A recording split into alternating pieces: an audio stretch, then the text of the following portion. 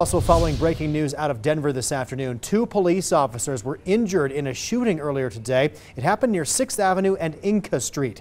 One officer was hit in the leg, one in the abdomen. Both were taken to the hospital. They are expected to be okay. A SWAT officer who was injured in a crash in that same area is also expected to recover. Officers still trying to coax out a barricaded suspect as we speak. They have not released any info on that person just yet. This continues to develop. We'll update you at 5:30 and 10.